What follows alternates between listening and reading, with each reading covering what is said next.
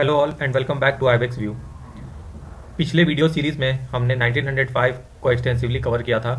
उसके बाद फिर मैंने इस पे बेस्ड प्रीवियस ईयर क्वेश्चन भी लेके आया था और मैंने आपको बताया था कि कैसे 1905 में जो कर्जन का मास्टर स्ट्रोक होगा to divide Bengalis into minority groups on basis of religion and language.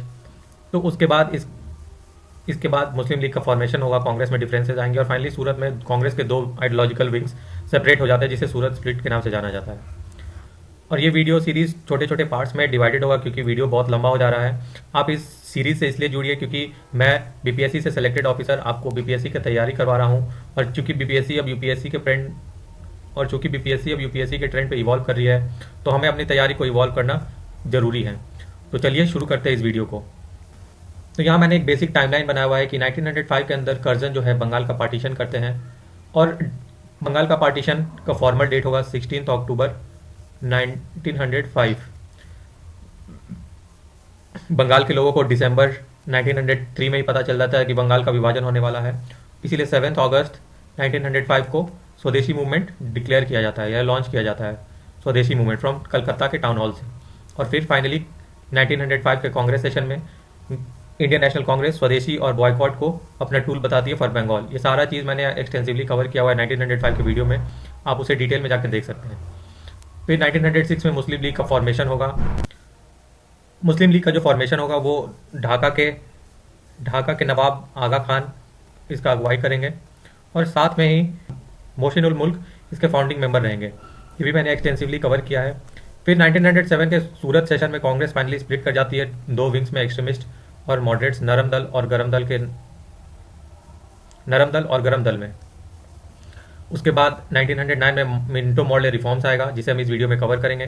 1911 में पार्टीशन को वापस ले लिया जाएगा और इंडिया का कैपिटल कलकत्ता से दिल्ली शिफ्ट कर दिया जाएगा। ये लॉर्ड हार्डिंगे के द्वारा किया जाएगा, हम इस वीडियो में इसे भी पढ़ेंगे। फिर 1915 में हम देखेंगे गांधी जी इंडिया आते हैं, उनके अराइवल से रिलेटेड हम एक सेपरेट वीडियो में देखेंगे।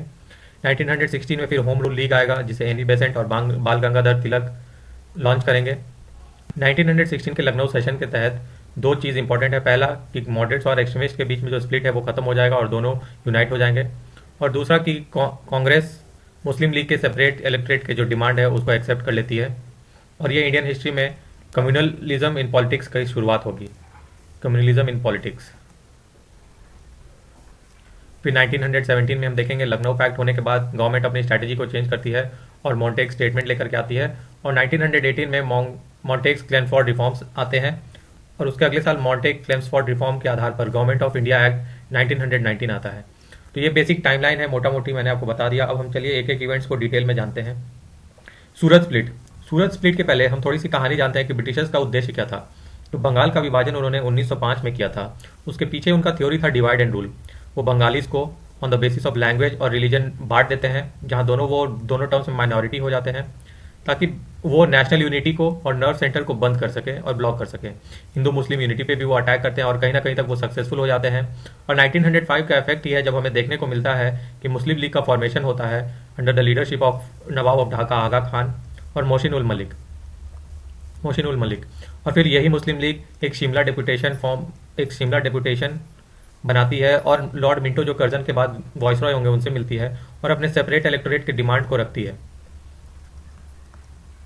और ब्रिटिशर्स कहीं ना कहीं अपने इस डिवाइड एंड रूल पॉलिसी में सक्सेस हो जाते हैं और यही वो चाहते थे कि इंडिया में कम्युनल बेसिस पे डिवीजन हो जाए और मुस्लिम्स के इस सेपरेट इलेक्टोरेट के डिमांड को वो अपने पॉलिसी में रिफ्लेक्ट करते हैं और मॉडल मिंटो रिफॉर्म्स ऑफ 1909 में इसे देखा जाता है, जहां फर्स्ट टाइम सेपरेट इलेक्टोरेट की बात को रखी जाती है और उसे एज अ प्रपोजल रखा जाता है।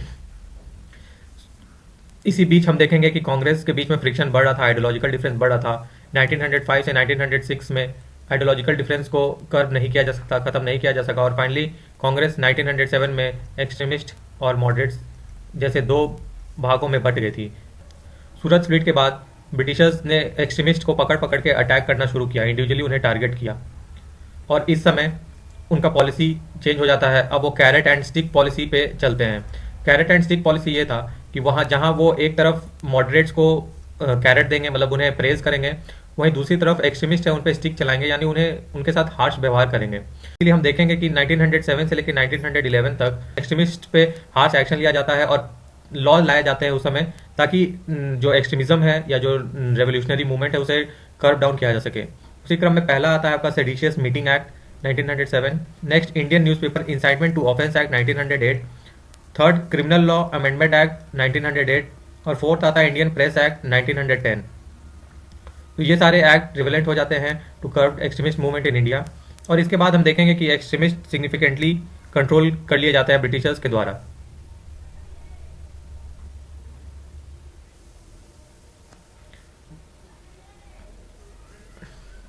जो मेन एक्सट्रीमिस्ट लीडर थे बाल गंगाधर तिलक, उन्हें मांडले भेज दिया जाता है 6 साल के लिए as a punishment.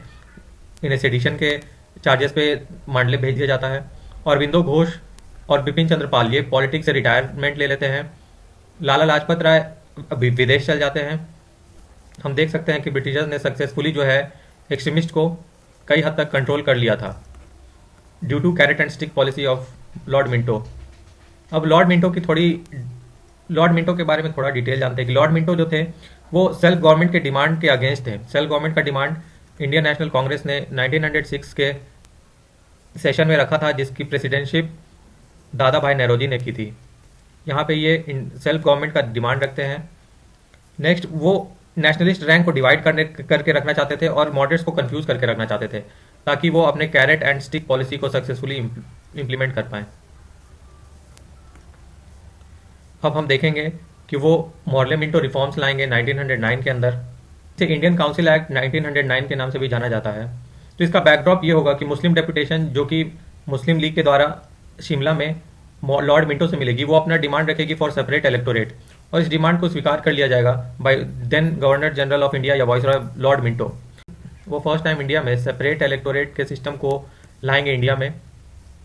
Separate electorate वो होता है कि अगर मुस्लिम है तो मुस्लिम कैंडिडेट को सिर्फ मुस्लिम वोटर ही वोट कर सकते हैं। This was separate electorate. उस समय जो गवर्नमेंट थी वो 2 लेवल्स पे थी, प्रोविंशियल लेजिस्लेटिव काउंसिल और imperial legislative council. Imperial legislative council के 68 मेंबर्स थे, जिसमें 32 नॉन ऑफिशियल थे और 36 ऑफिशियल थे। और 32 नॉन ऑफिशियल्स में 5 नॉमिनेटेड मेंबर्स होते थे और 27 नॉन नॉमिनेटेड मेंबर्स होते थे। और इस 27 मेंबर में 8 सीट जो है ये मुस्लिम कैंडिडेट के लिए रिजर्व कर दी गई थी। यही था लॉर्ड मिंटो का मिंटो मॉडल रिफॉर्म्स, जहां 8 सीट को रिजर्व रखा गया था फॉर मुस्लिम कैंडिडेट, और इस मुस्लिम कैंडिडेट के लिए सिर्फ मुस्लिम वोटर्स ही वोट कर सकते हैं। इस एक्ट के तहत फर्स्ट टाइम किसी इंडियन को वॉइसरॉय के एग्जीक्यूटिव काउंसिल में जगह दी गई थी, और वो पहले इंसान थे सत्येंद्र नाथ सिन्हा, जो कि 1909 में वॉइसरॉय एग्जीक्यूटिव काउंसिल में आएंगे। तो 1911 एनुलमेंट ऑफ पार्टीशन या दिल्ली कॉन्स्पिरेसी केस। तो आइए जानते हैं एनुलमेंट ऑफ पार्टीशन जो 1911 में हुआ था और दिल्ली कॉन्स्पिरेसी केस क्या था।